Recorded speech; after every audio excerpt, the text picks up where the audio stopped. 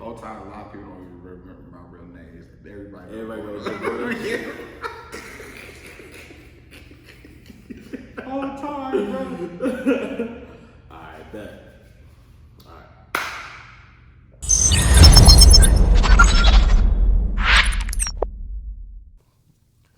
Yo, what's going on? It's your boy Josh, and you're tuning in to the podcast Just a Kid from Gary, a podcast that will inspire others around the globe to achieve their dreams and then make them a reality. In this podcast, I highlight individuals that grew up in the cities like Gary and that are doing amazing things. And today, I have a very, very special guest. I am happy and proud to announce Gordo. The founder and creative of director, of Streetly, an Indianapolis-based streetwear fashion brand. As a Gary native, my brother has found his way into the fashion industry after relocating to Indianapolis, and he also pulls influences from music, skateboard, art community to create progressive designs to tell the story of the brand. He also works with Pattern Magazine as a vendor coordinator for the he also works for Pattern Magazine as a vendor coordinator for the Supply Trade Show with the mission of driving fresh ideas to the event. Through his work in Indianapolis fashion, he plans to make a change in the fashion culture in Indianapolis one step at a time. Everybody give it up for my boy, Gordo. What's going on, brother? What's up, my guy? How you doing? Man? Yeah, I'm doing pretty well. You feel me? Thank That's you good. for having me here. You feel me? No problem, man. For my audience, man, I think that it's really clear that we kind of break into this thing with some history. A lot of people don't know, but for the audience that are tapping in, we actually met, about 3-4 years ago? Yep. And we had actually, I had met him through my business partner, and we both own fashion brands. He, like I said in the intro, he is the owner of Streetly. It was Streetly HRC, right? Yeah, we just dropped the You just- HRC. just came for Streetly. You feel me? Up there. Yeah, Was it really. getting confusing? Yeah, it was getting confusing. I didn't want to keep on explaining to people what HRC means. Right. But Streetly, I feel like Streetly actually fit what we trying to do. And that's the best thing about having the brand that I found myself during this whole journey. Respect. Yeah, that's what I'm saying. Streetly. Yep. In the streets. Yeah, man, we gonna crack into that. I like I was saying that, we met and we collaborated on this project, and I'm gonna be honest with you, man. Thinking about that project, that was a good project for us. You know what I'm saying? We had a sweatshirt that we put out. It was basically a high quality sweatshirt. We collaborated on the piece. Gorda took care of the back, probably one of the most amazing art pieces I had seen. Appreciate it, man. Man, that was a dope piece, bro. Appreciate it, bro. It went crazy. Yeah, bro. It did way better than what I expected, Yeah, to be same, honest. Same. And to be honest, was that your first collaboration? Yeah, that was my first collaboration. And during that time, I was going through a lot. You feel me? I didn't even know if I still wanted to do the brand. Really? Yeah, but that collaboration made me realize that this was what I was supposed to do. Wow. Yeah, so after Wow. that, I've been full force with it. You feel me? So Yeah. Okay, so that was kind of like okay, I didn't even know that, man. That was some motivation for you then. yeah, it was motivation seeing people actually buying it. You feel me? And it sold out. You feel me? Yeah, they were rocking with it, bro. I'll tell you this, so when we put it out at Ball State, of course, and you were in Indianapolis, so we kind of took care of both markets, right? And I'll tell you on the Ball State side, you could probably tell me from what happened in Indy. I was hearing about it for sure. We did the photo shoot, and we did it in a unique place. And dude, like the first time we because Nate and I, we would go to the atrium, and we would go sell, Right. bro. It instantly sold out. Instantly, bro, with no doubt. Man, I wish I could have witnessed that day. You feel me? Yeah, bro. That's pretty much how it was when Nap. You feel me? As soon as I posted, everybody was on it. You feel me? Yeah. And that's the beauty of you know what I'm saying, get to some of the cool history that we have. I think it's important for us to realize that we both come from places of grind. I call you my brother in grind because we both from the city of Gary. Right. And while we were working on this project, that's when I found out you was from Gary. Yep. And that was crazy. But not only that, man, we were from across the tracks, bro. You was in Etna, dog. Yep, in Etna. My grandma was in Glen Ryan, you feel me? Bro, I lived in Glen Ryan. Mm-hmm. You lived in Etna. Yep. And, bro, I would hear horror stories about Etna, dog. Yeah, I bro. can't even front, bro. There was horror stories everywhere over there. That's true. Low-key, Bro, but like they would always tell us like not to go across the tracks. Yeah. Like, bro, it was just always like horror stories. What's the crazy story like you been in, bro? Man, to be honest, I stayed out the way. My mom, to be honest, a lot of people don't know that I came from a high religion background, bro. Okay. You feel me? So my mom made sure that we stay out the way. You know what I'm saying? Yeah. And that's what's very important. You feel me? But like the craziest stuff I witnessed was like things that I was like probably with my brothers. You know what I'm saying? On my dad's side, they lived in the Horseman area. Okay. So, off of Fifth Ave, you feel me? Most of your dad's side of the family, they Bro. gang banged this Bro. shit, you feel me? Bro. You feel me? All lords, bro. Yeah, all lords. That's what I'm saying. See, you already know. You All feel me? lords over there, bro. You feel me? Yeah. So that was something my mom, that's the main reason why we moved out, because my mom didn't want us to be in that type of environment. She wanted better for us. Her being a college graduate and stuff like that, education was important for her. Us, for her to have us to, you know what I mean? You feel me? To be a part of it. Yeah, you feel me? So she wanted to move us to Indianapolis for a better education, because during the time frame they was building all them charter schools, just starting to put all them charter schools and stuff like that. That's true. And she was like, yeah, it's time to slide out. You feel me? So Yeah, that's, bro, I'm telling you. So my mom, she kind of, that's interesting that your mom was a very, church-going lady. That's what my mom was. And that saved my butt from a lot of stuff, bro. I'm going to be real with you. Because I probably would have been in way worse stuff. Bro, I had a crazy story for you. So you remember that gas station? It was right after the tracks. I think it was either like a Citgo. It was right across the street from it was a Citgo at one point. the car wash. Yeah, I know exactly what you're talking about, bro. So bro, one time me and my homies, we was like smoking one night, and like we decided to like go to the gas station and get some snacks. Cause Right. we was feeling, we got the munchies. Right. And I remember, I remember this story so crazy, cause bro, I'm telling you, so it had to be the grace of God that was over my life, especially back then. So we go to the gas station, you know what I'm saying? We getting stuff, and like in my mind, I didn't have much bread in my pocket, only Right. because I spent it all on like, you know what I'm saying? Yeah, I feel You know it. what I'm saying? So what happened was, like I was, you know what I'm saying, grabbing some stuff, you know what I'm saying, stuffing in. And me and my homies, we getting ready to walk out the door. And as we getting ready to walk out the door, the dude locks it. You know what I'm saying? He could lock it from behind the glass. Yeah, so he locks it, bro. My heart drops, bro. Right. So I'm trying to like, you know what I'm saying, be cool, trying to figure out what's Right. going on. But in my mind, I figured out he probably got the drop on me. Right, You on know what I'm everything. saying? Let's be real. Right. And before I know it, bro, he comes out like yelling at us, you guys are stealing, I'm calling the cops are on their way, cops are on their way, right? Bro, I'm like, bro, I'm toast. And all of his sons say, give me everything that's out your pocket. Give me everything that's out your pocket. So I'm pulling stuff out of my pockets, all the homies pulling stuff out their pocket. Right.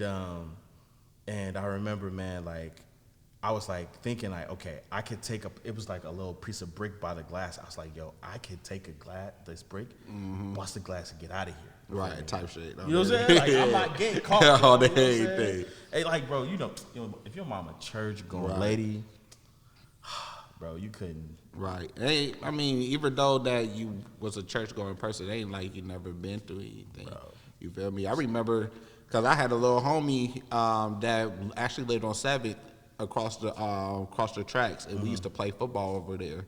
Then we was walking in what's that street? I think it was New Hampshire. Yep. Yeah, we walked in on New Hampshire. I seen people shooting there, and I was young. You know what I'm saying? I didn't know how to. Yes, bro. That's what I'm saying. And we was just walking. You know what I'm saying? Just got done playing football and shit on this yard. Thinking everything sweet. Yeah, thinking everything is sweet. You feel me? So we go on the we're gonna witness those type of shit. Yeah. You feel me? Yeah. But good thing that I'm able to live in a better environment now. Facts. You feel me? Facts. Let's talk about that, man. Like, I think that, you know, and I want to ask you, man, like, you coming out of that, what has been your mindset since you left? My mindset, was kind of different. I had to adjust living here. You feel me? A lot of people didn't know, like, let me tell you. All right. You know, Gary is a predominantly black city. Yes. You know what I'm saying? Never interacted with a white person in my life. You feel me? Same. Moving here, going to North Central. You know what I'm saying? Even going to middle school here also. You know what I'm saying? I had to adjust. You know what I'm saying? There was a lot of times I got in fights and shit like that because that was the type of shit I was around. You feel me? But I had to adjust, especially, I would have to say, like, me going to North Central probably saved my life because of the fact that it taught me how to be more diverse. You know what I'm saying? Because of the fact that I was used to one thing, you know what I'm saying? But coming to a different culture in a different city, it was a whole different light. You know what I'm saying? Whole different light. And that's when I started getting into the whole skateboard scene. You know what I'm saying? And the skateboard scene probably helped me. You know what I'm saying? Because I knew how to draw, but it helped me learn how to express also. Like me and a homie, Kyle Rogan, and them, we used to draw graffiti pieces in our little black books. He taught me how to do the shit. You feel me? He used to skateboard all the time with them niggas. Even though I wasn't good, you know what I'm saying? I still skated with them because of the fact that it was something different. Right. You know what I'm saying? Yeah. Do you know anybody in Gary that skateboard? Bro. None. You know what I'm saying? Person, I tell you this, I had a skateboard. Right. And all the older homies made me feel like very insecure. Yeah, they about make it, bro. you feel like a weirdo. Yeah, You know what yeah, I'm they saying? do. They do. I tell you this, brother. So I was, and when I was doing some research, I want to make sure the audio sounds good. Nah, you good, bro. Yeah, that sounds better.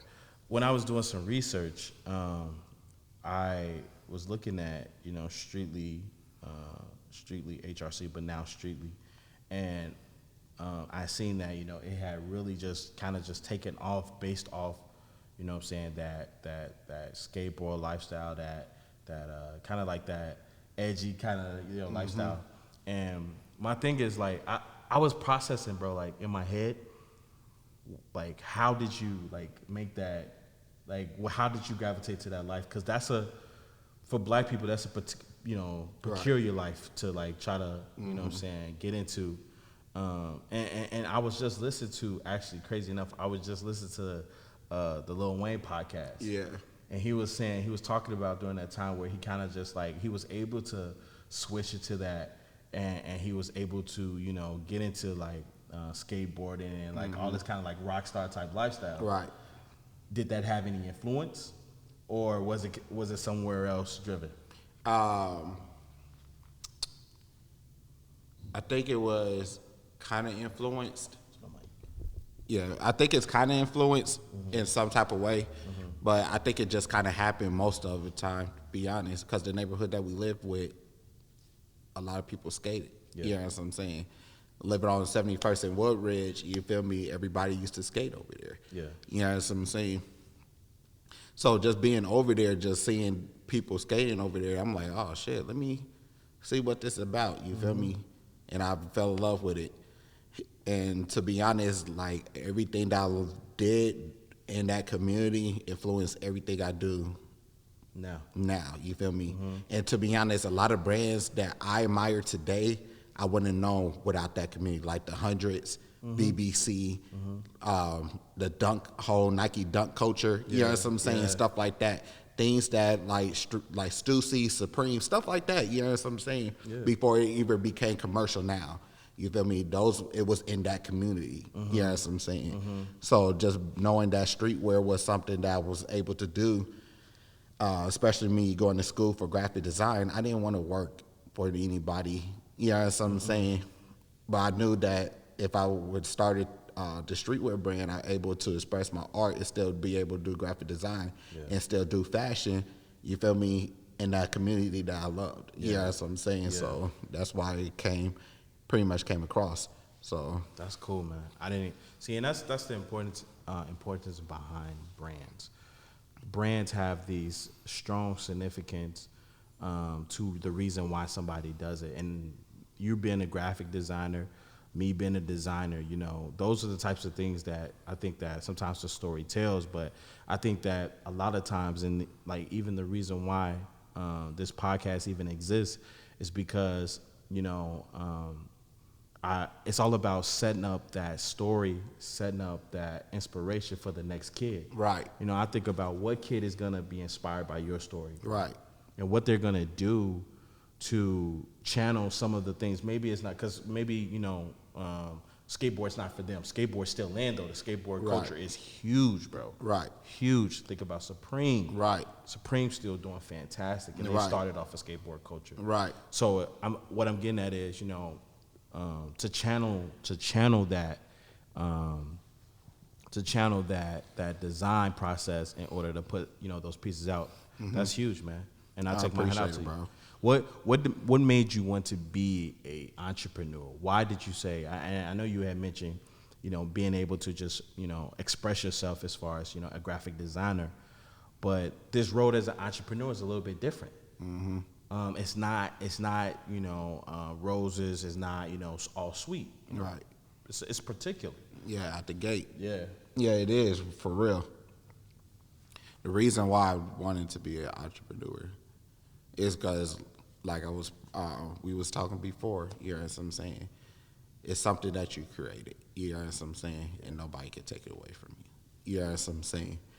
No matter if it goes bad or good, Streetly will still be there. You know what I'm saying? Yeah. So it's up to me to make sure that I do everything I need to do to make sure Streetly is known worldwide. Yeah.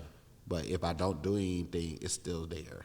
Might be a lot of people don't know about it, but it's still there. Yeah. I created it. Nobody can take it away from me. That's true. You know what I'm saying? And if we work for people, you can apply a job, but that job could be taken away from you anytime. It happens. That's true. You know what I'm saying? There was hundreds of people that was going to lose their jobs when Carrier was about to move to Mexico. That's true. You know what I'm saying?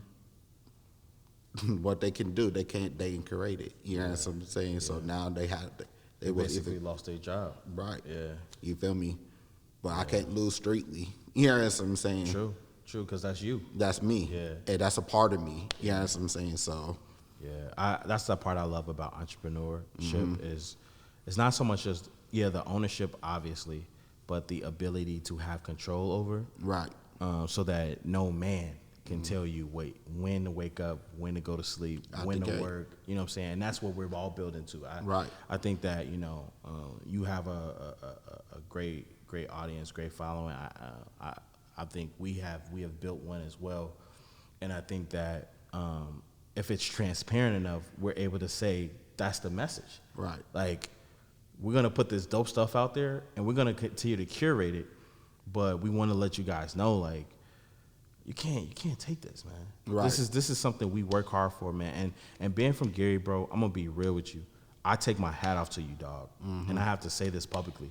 I take my hat off to you because a lot of my brothers out there, you know, that are like, you know, they have the ability, they have the willpower, they have the mental capacity to run a business, and they don't. Exactly. And I take my hat off to you, bro, because I'm gonna be real with you. Entrepreneurship, it is a journey. Just doing something that a lot of people like, Right. bro. A lot of people can't do this stuff. Man. Right out the gate. You feel me? I mean, a lot of people can do it. They just choose not to. That's true. You feel me? That's true. Either because it's fear. I think it's mostly fear. You know what I'm saying? It is. And not just fear, but fear of failure. I think people are more afraid to fail, so they say, you know what, I'll just keep it safe. Right out the gate. I won't push too hard. I won't go after what I want, because if I fail, or if I don't do it, then, you know, I'll never have to fail. Right. I was listening to someone. She was telling me, I was talking with one of my friends. She was telling me how a guy that she was dating, he basically was working at a job, and I won't name any names or any jobs, anything like that, because this is Right. not to discredit anything that anybody does, by the way. 9 to 5 is okay. Yeah, You feel me? yeah. Fuck Get what it- B get it Simone into- talking about. You feel me? It's all right. You feel me? Exactly. Get it until you can, right? And he's working this gig, and she started asking him, like, what's your future? You know what I'm saying? What's your future sound like? She said, well, what do you look like, or what are you doing in 20 years? And he's like, honestly, man, I'm thinking about just retiring from here, And she was like, well, that's it? No ownership? No. And bro, I'm trying to tell you, bro, I'm taking my hat off to you because, bro, we don't leave the city with those type of mindsets, bro.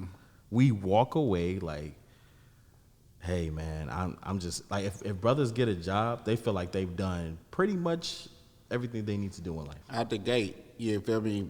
I mean, that's how it's going to be programmed because it's a city with no form of hope. That's true. Yeah, that's what I'm saying. That's true. Like, when we was growing up, most of the people I knew worked in a motherfucking STEM mill. That's true. Out the gate, and they was fine with that. You feel me?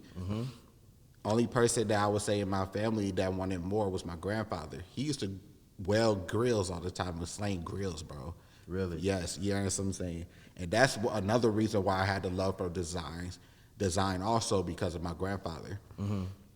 Because I used to see him in his little back room. He used to sketch these little grills and he would weld them up together. You know what I'm saying? Like, he's the first person I ever seen that made, like, handmade a grill that rotates itself when it needs to. Like, Really? yes. Like the rotisserie stuff? Yeah. Really? Dead ass. And I seen that happen. I was like, this man's a genius. Yeah. You know what I'm saying? He's Yeah. really, really smart. Yeah. You feel me? Y'all probably know him. We used to live off of 611 Cass, you feel me? On Okay, everything. okay. On everything. But Yeah. yeah, he used to weld up the grills all the time, make a lot of smokers and stuff like that. And I seen him make these little sketches every time. You feel me? Oh, he And- would sketch it out first. Yeah, sketch it out, then make them. Yeah, he was a designer. He was a designer, and designer he right didn't there. know he was a He designer. didn't. He Yeah, didn't. that's what I'm saying. He did. In his mind, he's thinking about what is the best way that I can craft this. First, I have to go through a concept. Right. I have to draw it. Right. Bro, and honestly, when you think about it, any person that does that, they don't realize it, but they're a designer. You know what I'm saying? Actually, I love what Nate is doing. He's actually processing the concept of a designer.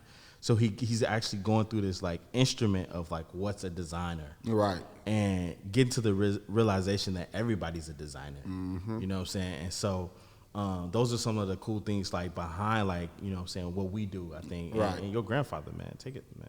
Hat off to Yeah, that bro. brother, man. He was a beast, bro. Yeah. He's still at it. He's about 80 something, still be in the welding. You Really? feel me? Yeah, See, bro. that's what I love about purpose and passion, bro. I can't see myself sitting down and being just like content, like just fine with life, man. Like Right. after a certain period of time, bro. I'm working, I'm doing something, I'm staying active, I'm changing Right. lives until the day I stop breathing. Period, bro. Out the gate. Bro, period, bro. And that's I respect people like that. Right. I grew up around a couple of people like that just like they couldn't stop moving. They had to keep doing something. They had to keep bettering themselves, you know. Right. And a lot of people don't understand that because people ask me that all the time. Why you always busy, bro? Come kick it with us. Come turn up one time. Nah, I have a bigger purpose right now, bro. Yes, sir. You feel me? I got a bigger purpose. And my whole goal is that Strictly get big enough that I'll be able to pass it down to my son. Yes, Yeah, sir. that's what I'm saying. Yes, sir. If he wants to. You Yeah. feel me? I'm not going to force him. But Right. if he wants to, it's there for him. it's there for him. Yes, You sir. feel me? Out the gate. And that's how black people build generational wealth. Yeah. You feel me? Yeah, that's a big conversation that I continually to have. But I think that it's definitely our duty to be always thinking about that person that comes after us. And when we talk about generational wealth, we're not just talking about like, you know, that person right after our son, after our daughter, right after us. Right. No, we're talking about, you know, 4 generations. You know, if we create that comfortability, what they'll be able to do is, and I was listening to someone, they said, you know, your goal is to build as much as you can. And then you basically plant seeds in everyone that's around Out the So gate. when you die, they continue building your legacy. Out the gate. You feel me? That's what Coca-Cola did. That's what, you know what I'm saying, a lot of these, you know, corporate businesses, I was going to say like McDonald's and Burger King's, but they started in the 1950s. But even so, like Ray Kroc, like his legacy is still going. You know, every Right. McDonald's is on the corner is designed after the concept of Ray Kroc. So he figured it out. And I was even looking at the Madam C.J. Walker documentary, and it was kind of it gave a great storyline. It was more of a movie than a show series, Right. than a documentary. But it was talking about kind of like that history and kind of like how she created things. But one thing I was upset about, bro, to be honest, they didn't really preserve her business correctly. Right. She, like, their products are out there. I'm not even sure who's actually selling those products, because first of all, there's a high price on those products currently, and you don't see them in the shorties' bathrooms. They're not putting their products in their hair, and this is a black owned business. So when we talk about generational wealth, we got to talk about how to do it the proper way. What are some ways you're setting that up? I mean, what is your thought process, man? So pretty much my thought process is just pretty much planting the seeds that I need to plant, building the relationships that I need to build. You know what I'm saying? Because when I think of generational wealth, I just don't think about my son also. I'm thinking culture-wise also, because if I don't teach the next person, you know what I'm saying, that's in the same culture that we in, then how this culture be able to strive still. That's you know true. what I'm saying? That's true. Yeah, that's what I'm saying. Then if it don't strive correctly, then Streetly won't strive if I'm going. Yeah, that's what I'm saying. That's true. So that's the things that I think about as far as it. And when my son Oakland get older, I'm be able to teach him certain things about streetwear. You know what I'm saying? Like the things that I love about it, and hopefully he will gravitate to it. You know what I'm saying? But ways that you could do to preserve it, you know what I'm saying? Like, what I was about to say. Lost your train of thought. Lost no. my train of thought. No, you good feel though. me? But I was gonna ask you this, man. You had said something. What is fashion to you? Like, why are you so passionate by it? The reason why I'm so passionate about it because that's the way how I express. You know what I'm saying? Like, coming from our religion background, we was taught that child stay in a child's place. Yeah. You know what I'm saying? Yeah. We wasn't able to express the way that we needed to express. It's not even with people that's in the church community, just black People, general. in general. Yeah. You feel me? Don't believe in their child having a voice. Yeah. And fashion in that skateboard community helped me have a voice. You know what I'm saying? Yeah. So that's how I was able to express myself without even talking. You know what I'm saying? Okay. Like people can see who I am by how I dress. You know what I'm saying? Yeah. Before I even say a word. You know what I'm saying? And that's that impression that you want to give every time you walk into any form of room. You know what I'm saying? Like, some people like to dress up. I hate dressing up, bro. I hate it, you feel me? But I know that I like things like BBC, the Hundreds, you know what I'm saying, Supreme, stuff like that. Yep. And people see me wear those things, know, okay, he's into that type of culture. You know what I'm saying? Even when I wear my brand, you know what I'm saying? People know that I'm in that form of culture. You know what I'm saying? Now I'll be able to talk to people about that culture. Yeah. And once I talk about it, people can understand. You know what I'm saying? Yep. So, yeah, that's just pretty much the gist of it. I feel you you. feel me? So, But bro, one thing I looked at that I know a lot of people want to ask you, because I know that like how do you dress like for a big guy? Because for my big fellas out there, a lot of times, I was talking with AO about this. Yeah. We were kind of talking about like the need for how to dress for a big guy when you're dressing in urban streetwear. Right. What does that look like? How does that go? And how to make that work. And I think that you've done a great job of like exemplifying that. Right. But I wanted to talk about that a little bit more with you, because I know that like you got that part locked down. I'm like, bro, Gordo low key the sauce guy, bro. I appreciate it on anything. Now, pretty much, I just keep doing my research. You feel me? Because now people, it kind of transitioned with streetwear now. Okay. Because they used to print off bigger sizes. Now the biggest size that they go to is a 2X now. Yep. But you just have to do the research on who do the bigger sizes. You know what I'm saying? Okay. Like, one of my favorite brands right now is Joe Freshgood, Okay. out in Chicago. Yeah, The yeah. Fat Tiger the whole thing. You feel me? He prints up to 3X. You know what I'm saying? He a big guy like us. You know what I'm saying?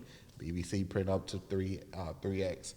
But I think it's gonna transition back to that way because people will start wearing their shirts more baggier Baggy. now. Okay. You know what I'm saying? Okay. At one point, everybody was on the slim shit. Yep. You know Tight, what I'm slim. saying? Yep.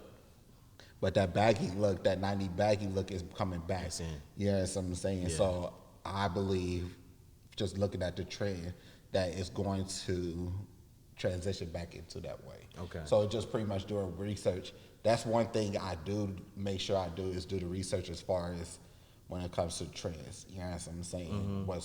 Because I know I could pretty much peep a trend before it even happened. Right. You know what I'm saying? Right. Like, I knew when people was gonna start wearing more skinny jeans more after the jerky era. You know what I'm saying? Yep. Like things like That that. was a hot era, by the way. Bro, I was Bro, and that I was was- a you hot feel me? era, bro. On everything. I was People in sleep front on that of my era. That TV era was a literally, fire, bro. I was in front of my TV trying to learn that dance for like hours, bro. Oh God, And bro. then when I got it down, bro. Bro, when I got that down, was, bro, I'm that going was straight probably- to school and literally, bro, yes. And that's why I can say about that era. That era brought so many, especially here in Indianapolis. Mm-hmm. A lot of the people that's creators here, We're brought together through that era. yes. Yeah. And that's the crazy thing about it. Yeah. Like all the music people I know here, you feel me? Shout out to the big homie Point Dexter. You Yes, feel sir. me? Yes, He sir. was part of that culture Yes, sir. also. You feel me? And like seeing those people that was a part of that culture, now they the faces of creativity here in Indianapolis. Yep. Ain't that crazy? Yep. Like, Yep. Bro, I think that not only did they did that, but it allowed all those worlds to blend. Mm-hmm. Because like, bro, think about it. Those guys were low key considered weird. Yeah. Until like the jerk era, even like, yeah, like that, like those guys weren't like, they were in their own groups. Yeah. Everybody had their own groups. And then that allowed hip hop, that allowed the skating world, that allowed skinny jeans, that allowed just kind of crazy, the interesting- immersed everything together. bro. It was Yes, like a bro. perfect melting pot, bro. Yes, bro. Perfect melting pot. So the gate. yeah, that's a good point, dog. Mm-hmm. That's a good point, man.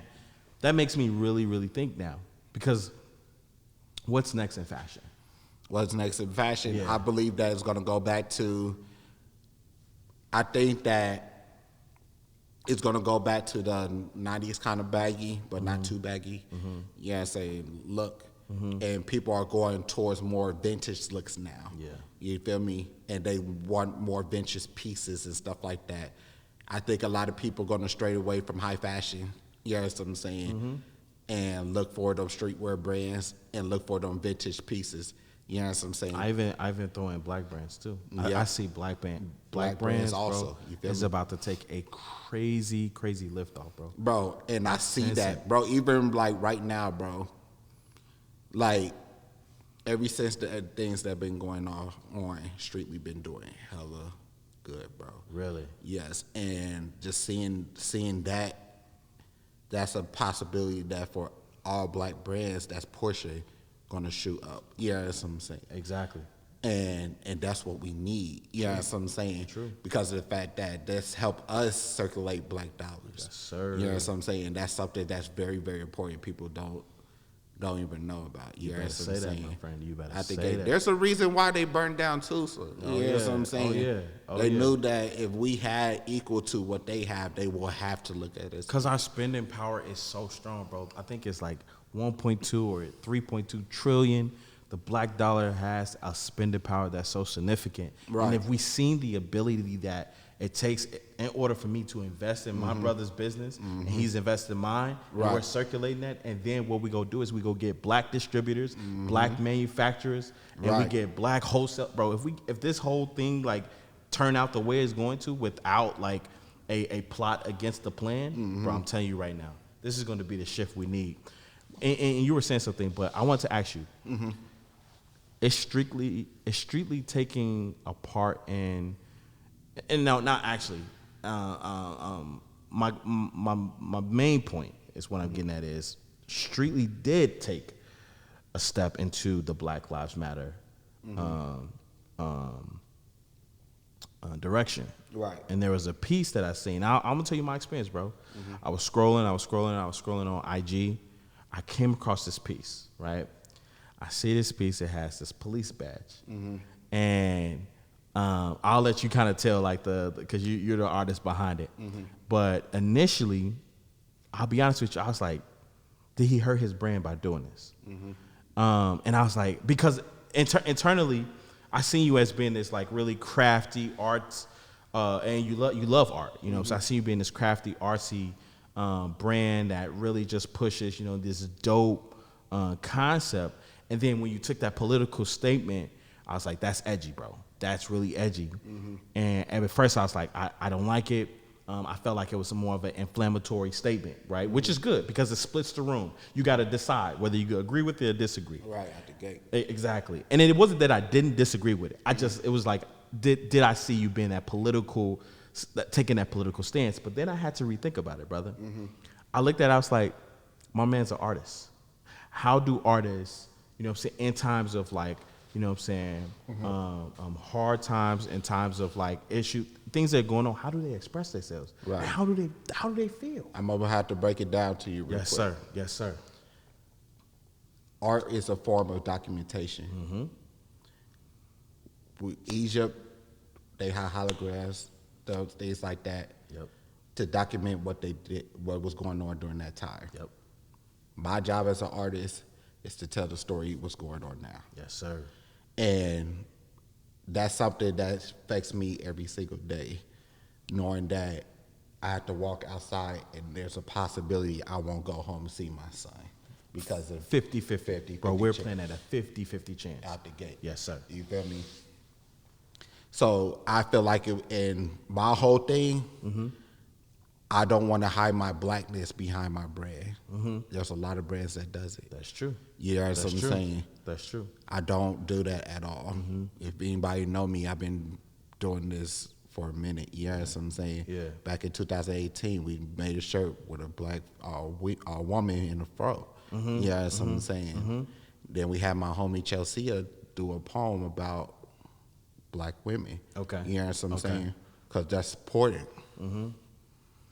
That's important to me to make sure that I don't hide my blackness behind my brand. Yeah. You know what I'm saying? Yeah. And that's something I made sure that it had to be stated because of the fact that as an artist, it is our job to document what's going on. That's true. If you don't document what's going on, are you really An artist? Yeah.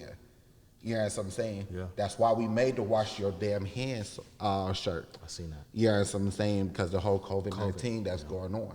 You know what I'm saying? That's our job to make sure that we document these type of things that's going on. So when people do see these things, you know what I'm saying, they can go back and be like, oh my God, I remember during this time, this is a reminder that I need to have this type of mindset. That's to help somebody to have that reminder every day that you're black, you know what I'm saying, and support your culture. You know what I'm saying, every single day. Bro, you know what I'm saying? I think that's genius. And this is why. You're documenting history through your brand. Right. People will literally be able to go back. I remember this. I remember like 20 years from now, you'll see Wash Your Damn Hands. I remember that. I remember that was COVID. Right. I remember that piece. So like, I like that you know what I'm saying. You're definitely documenting. Like I said, I had to come to the strong grasp that my man's an artist, and what he's doing is he's making a piece that he's saying something. And what I was thinking about, I was like, I had to process it. And I know most of your audience had to. But the shirt did well. But I was looking at it as like, what, and I want you to describe it for our audience so that they could know what we're talking about. But I really want to know what was the concept behind it. Like, why did you take the badge, and what led you to that? That was interesting. Because the badge was supposed to be, if anybody don't know, the shirt is called Serve and Protect. And in the badge, it says Serve and Protect my ass with the Black Power symbol in the middle of it. And pretty much in the statement, it was pretty much saying that the United States profit from our culture, profit from us, take our dollars and everything, but they do everything but protect us. Yeah, that's what I'm saying. Yeah. And the reason why I went that route, because of the fact that we're not being protected, bro. You know what I'm saying? There was times that I did personally face police officers that was on power trips, bro. You know what I'm saying? Over dumb shit, bro. I have too, man. You know what I'm saying? Yeah. But y'all want to take all this stuff from us, but you don't want to protect us. We already look as threats. You know what I'm saying? Yeah. And it shouldn't have to be that way. We did everything for this country. Yeah. You know what I'm saying? I just literally learned that Harriet Tubman played a big part of the Civil War. Yeah. You know what I'm saying? Yeah. Like, huge. A huge part of it. You know what I'm saying? Yeah. Our people did so much for this country, and they can't even protect us. You know what I'm saying? After we protect them, because we could have been under Confederate. You know what I'm saying? We could have. That's true. But our people and the people that believe us needed to be united as a people, we came together and made that shit happen. That's true. You know what I'm saying? So why are we looked differently? You know what I'm saying? Why we are a threat to you? You know what I'm saying? And that's something that was important. You know what I'm saying? So it's when I was doing some research, and came across some interesting facts that was probably one of the biggest shell shockers for me. But when you were saying that we built this country, we developed a lot of this country, a lot of our ideas, a lot of our culture, it wasn't even that. I mean, it's a part of that. But after the research, I've realized that when they stole this country, they stole a bunch of our ideas. If you go back and look at Kemet, which is Egypt, that's a Grecian term, Egypt, but it's Kemet. Kemet was original for a lot of its art, right? A lot of its culture, right? A lot of its architecture, bro, right? Engineering, right? And if you look at the back of the dollar bill, there's a pyramid on there. Where do you find pyramids in Kemet? If you look at the Washington Monument, there's a monument out of Kemet. I think it's called the Tanuku.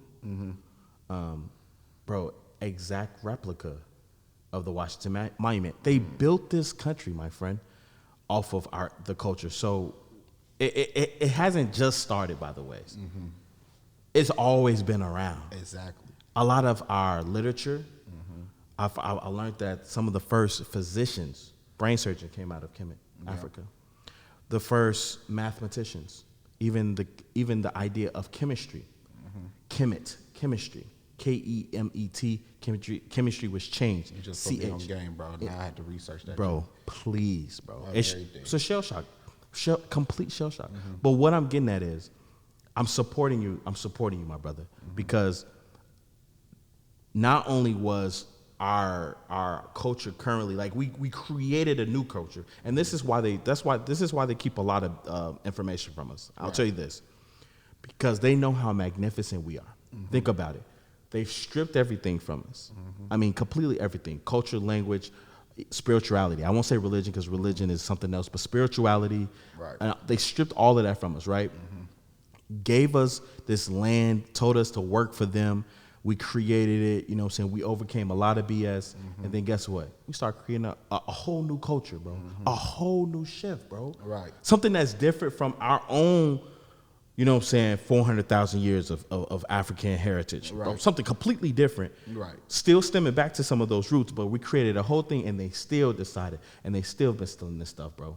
So when it comes down to it, you know, I think that taking a stance as far as the stance that you took, you know, after I had analyzed it, I took my hat off to you because I was like, you know what, as a brand, as a company, it is important for us as black people to recognize those things and say, hey, you know what, guys, this is wrong.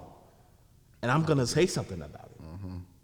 But at the same time, you have a business, you have a corporation that you're building, so you have that level of ideas to think about. Right, and me being an artist, to be honest, bro, I'm not here for anybody approval. Yeah. You hear what I'm saying? Yeah. I do things that I believe in. Yeah. You hear what I'm saying? If you don't like it, you don't like it. You don't That's have it. to buy it. You hear That's what it. I'm saying? That's it. That's it. I ain't stressed about it. You Yeah. hear what I'm saying? I feel you, bro. As a consumer, you have every right not to buy it. Exactly. But you can't say that I never talked about it. Exactly. You know what I'm saying? Because it's Exactly. something that's important to our culture. You feel me? 100%, bro. So- This moment that we're having, as far as like the Black Lives Matter movement, what happened to our brother George Floyd, you know what I'm saying, and even Breonna Taylor and all these things, I think it's really becoming a shell shock for a lot of people. But at the same time, it gives us artists, it gives us designers a outlet to, because bro, I was talking with a good friend of mine. I was like, you know, if people look back in like, you know, 100 years, 200 years from now, they look back at our past, what would they say, man? Right. Would they be able to scroll on some type of social media? Would they be able to look and see what we were doing? Or will it be crowded out by all the BS, you know what I'm saying, that the narratives that, you know, the United States of America is writing? Right. Will it be overcrowded by that? What will that message be? Right. And that's why it is important that you put out content like that. It is important that we make inflammatory statements, direct statements Right. that say, hey, this is what we're believing. Right. Yeah, bro. On everything. Yeah, you bro. feel me? I Appreciate it, support bro. you, brother. I support Appreciate you. it. You feel me? 100% on that one. But yeah, bro. I wanted to kind of just knock out some just last things that, you know, I seen that you're a part of. I seen that you were a part of. You're the art director for Indie Supply. Man, I want to know how did you get a part of that, man? Just building a relationship with Paulina. You know what I'm Oh, saying? man, yeah, she's That's a the great homie. person. You feel me? Yeah. And like, She's the owner of Pattern. yeah, she the owner of Pattern Magazine. You feel me? By the way, shout out to that magazine article, brother. So I appreciate it, bro. Yes, you feel sir. me? Yes, sir. Yeah, bro. Yes, sir. We just built a relationship, bro. To be honest, we worked. She had asked me to help with supply in 2019. Ever since that, and we've been tight. You know what I'm saying? We went to Complex Con with each other, chopped it up. You know what I'm saying? Caked it. You know what I'm saying? I go to Pattern. They there every Tuesday, Thursday. Yeah. Spit ideas. And we actually went to brunch one time. I was like, hey, it's okay that I take forward on the supply, you know what I'm saying, idea. And I wanted to make a big shout out to my homie T-Bird, G, Bree, Steven, Double A. You know what I'm saying? We sat down one day, we was like, we need to start documenting. You know what I'm saying? We need to start documenting what's going on here in this city as far as culture-wise. Yeah. And that initial conversation started with me with G, he's a photographer, and T-Bird with Wild Nueva. Oh yeah. And we just pretty much sat down. We was like, we need to document more because 2018 was a crazy year. You know what I'm saying? Everybody was at every event. You know what I'm saying? Just kicking and connecting with each other. How can we get back to that? You know what I'm saying? Because Right. it died down in 2019. Right. So we talked about it, you know what I'm saying? And I brought them to Paulina because I know that she had the resource to help us out with it. You know what I'm saying? And ever since we talked about it, she was for it. So Supply is a small zine that pretty much talk about the culture that we love, the streetwear culture. You know what I'm saying? So she was able to let us take over that and make it a partnership. You know what I'm saying? So like, pattern is ESPN and supply is ESPN too. You know what I'm saying? Yeah. So and I appreciate Paulina of giving us that chance to go ahead and do it. You know what I'm saying? And I appreciate the team. You know what I'm saying? Britt, she's the editor-in-chief, you feel me? With G, T-Bird, Double A, me and Steven with La Repartie. You know what I'm saying? We all come together to create something for our culture and giving an outlet for people that wants to share more, or people that's even grinding in that culture, so we be able to spread the word more, so more people can come to these events, because we have our core following, but we want to reach outside our core also. Yeah. And so that was the whole thing. You know what I'm saying? So that's how it all came apart. Yeah. You know what I'm saying? My job is to make sure that the outlines come out perfectly. You know what I'm saying? Direct of how it's going to look visually. And it's going to be crazy, bro. Yeah. You know, I'm going to show you something. You For feel sure, me? for sure. So, I was looking on the IG and I seen y'all said y'all gonna be really putting out something out for 2021. So that's cool, man. yeah. But yeah, bro, this is, man, I think this has been a wonderful conversation, man. Well needed, overdue. Out the gate. Overdue. But last thoughts, if you had to say something to inspire somebody from our city and give them just a word that, you know what I'm saying, helped you, that really changed your life or really made things better for you, what would that be? Don't let anybody tell you can't do nothing, bro.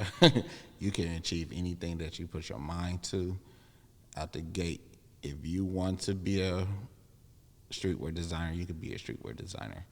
If you want to be a doctor, you could be a doctor. You know what I'm saying? Wherever your mind is set on, you can do it. Fuck what everybody else talking about. That's all I had to say.